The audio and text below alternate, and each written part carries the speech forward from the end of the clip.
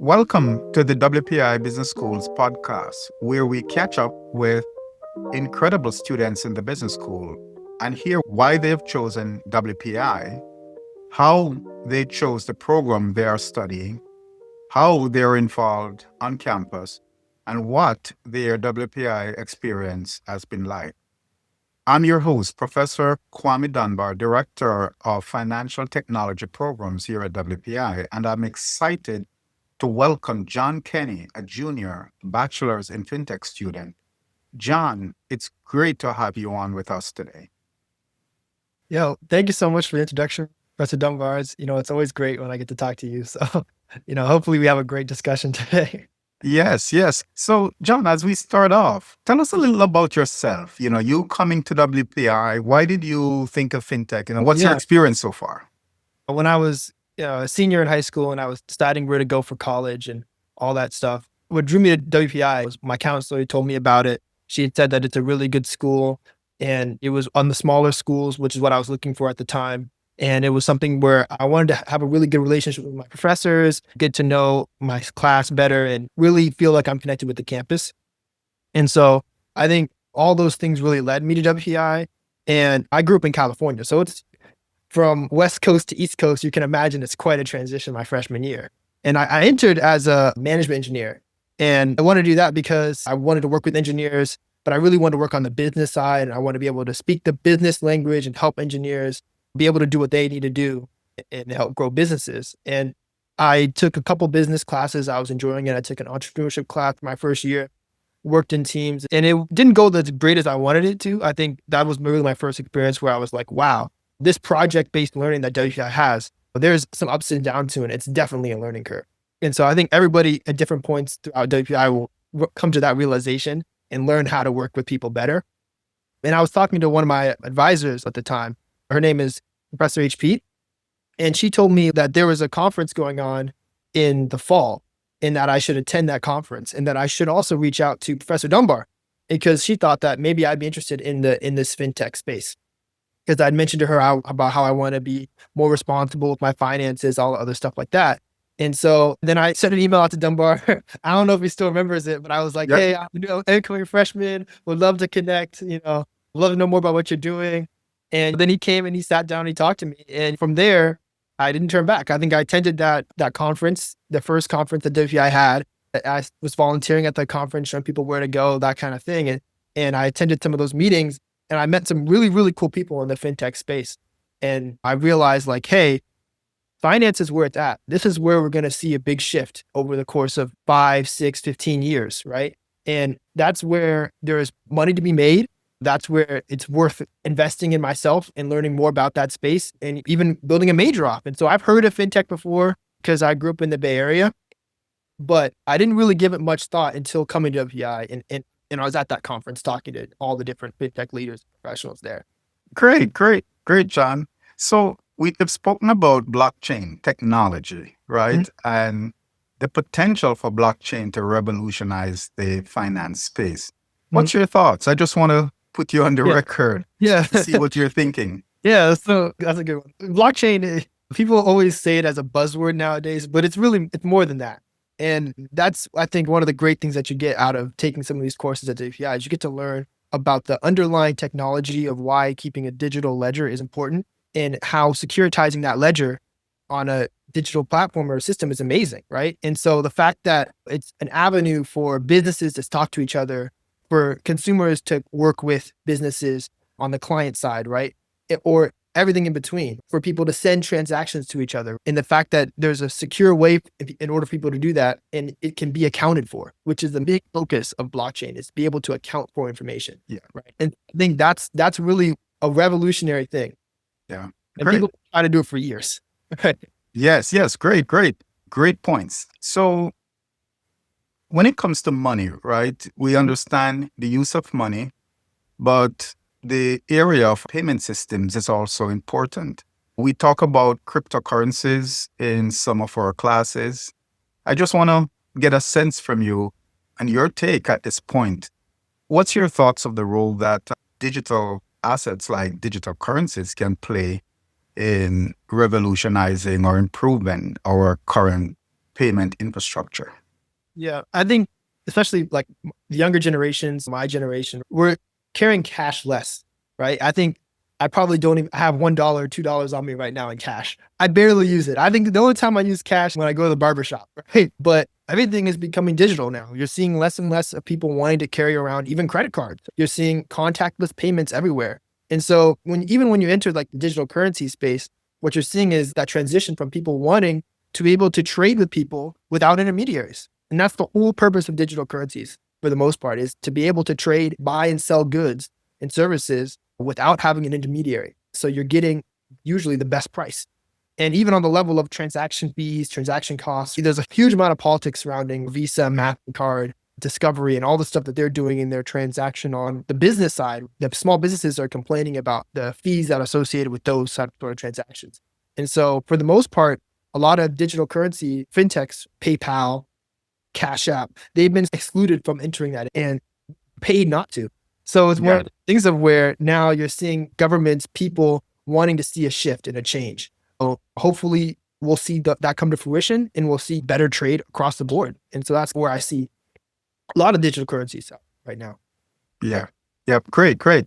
Now, I'll let you tell our listenership, you just started a wonderful internship, and just have you shed some light on how we prepared you for your internship and what you see in terms of how your experiences in your preparation in FinTech has helped prepare you for this internship. So give us your take, John. Yeah. I think the important thing is when you come in as a freshman to WPI is you have to be open to everything. And it's one of those campuses where they really want you to be involved. And so there's a lot of extracurricular activities you can do, a lot of interrelations that you can build with professors, research opportunities out there for young students. And so I really thought, like my freshman year, I realized I spent the first semester pretty reserved, didn't really do very much. And then I entered the new year and I realized, hey, I want to start being able to do stuff. So I took on leadership roles within other activities, other extracurricular activities. The best one I'm going to give, for example, is going to be NSBE. And so I joined NSBE as a member my freshman year, and then I took on an executive position as the treasurer my sophomore year. And so that had been an incredible leadership experience, I will say, because it's one of those things of where you learn how to work with others to get and accomplish tasks and goals, and they have real value, right? And so the biggest one, of course, is for NSBE is to be able to send our members to the conference that they host every year, where there's career fairs, leadership opportunities, all that other stuff. And so the planning, financing, budgeting that goes into that really taught me how to be a better leader, become more accountable, be more proactive in terms of how I manage my time and how I work with people. And so I think all those things really helped. And then on the other end is that you have so many resources available to you as a FinTech student. I think the first class I took with Professor Dunbar, he said, go to Mass FinTech Hub, apply to jobs through Mass FinTech Hub. And that's a resource you can use if you're looking to get internships. And so through that tool, I got an internship at Mass Mutual. And so that was something where I was like, that's really cool. I like Handshake. I like LinkedIn. They're great resources and tools, but using other tools that WPI provides is awesome. And so that helped me secure an internship for my sophomore year, my first internship ever, which is going really well so far, and getting my foot into the door in terms of having those conversations, building that network with people, and growing my community. Great, great. So for our listeners, our students in finance with deeply integrated technology leading to our FinTech degree, our students are allowed to take classes in the math department, in computer science, in data science, as they compile and put together the courses required for their FinTech degree. Starting this fall, our students will be actively managing money. We'll be developing our student-led investment fund, getting it off the ground this summer. And the students will start off by doing deep research into investments and then eventually deciding and determining their investment choices. Students cap off that experience with a trip to the New York Stock Exchange each year, where they actually see trading of money in practice. And then, of course, students get an immersion into courses in investments. So, John, were you able to participate in our NYSC trip as yet? And if you did, what was your experience? Yeah, yeah. So I'll speak on those two parts, right? You mentioned the student-led investment fund, which I really Right. wanted to talk about as well. And then you mentioned the New York Stock Exchange. And that's all through extracurricular clubs, which I was talking about earlier. So you get access to those sort of clubs and you join those sort of things. And then the school helps you and those clubs be able to take you places that you wouldn't normally be able to go to. And so my favorite trip so far this year has been the New York Stock Exchange, being able to see the trading floor and all those analysts and traders passing papers, talking, and a lot of it's digital now too, which I was really surprised. And so it was really cool and an awesome experience to have because I wouldn't have gotten that anywhere. I wouldn't have gotten that anywhere else. So that was really, really awesome.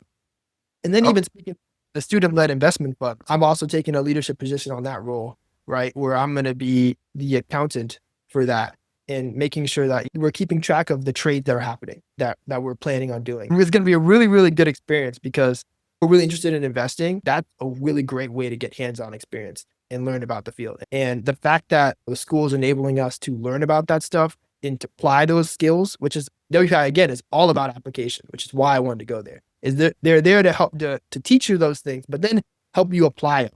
And so that level of being able to apply it on your own free time and with people who share your interests is very, very cool.